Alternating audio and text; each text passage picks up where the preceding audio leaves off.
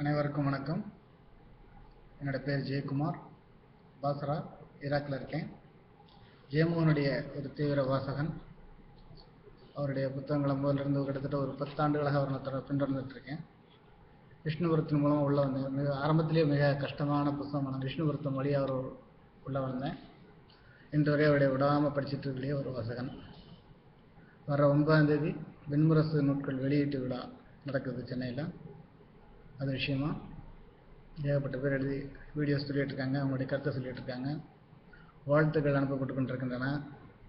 என்னுடைய சார்பாகவும் அந்த விழா சிறப்புற நடைபெறவும், புத்தகங்களை மென்மேலும் மக்கள் வாசித்து ஜெயமோகனுடைய ஆளுமையை, ஜெயமோகனுடைய எழுத்து வன்மையை புரிந்து கொள்ள வேண்டும் என்பது எனது ஆவா. ஆக்சுவலி உண்மையை சொல்லப்போனால் ஜெயமோகனுடைய எழுத்து அப்படின்னு சொன்னால் வழக்கமான எழுத்தாளர்களை விட அவருடைய எழுத்து, அவருடைய என்ன சொல்கிறது, வாசகர்களுக்கும் அவர்களுக்குமான ஒரு தொடர்பு, விடாமல் பதில் சொல்கிறது, கேட்கின்ற கேள்விகளுக்கு எவ்வளோ சின்ன கேள்வியாக இருந்தாலும் அதை ஒரு பொறுப்பாக எடுத்துகிட்டு அதுக்கு பதில் சொல்கிறது விதம், இது எல்லாமே எனக்கு ரொம்ப பிடிச்சிட்ருக்கு.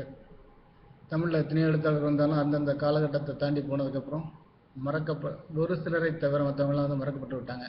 உண்மை சொல்கிறதா இருந்தால் இன்றைக்கி நம்ம பேசிட்டு யாரை பற்றி, ஜெயமோகன், ஜெயகாந்தனை பற்றி, இவரை பற்றி தான் நம்ம பேசிகிட்டு இருக்கோம்.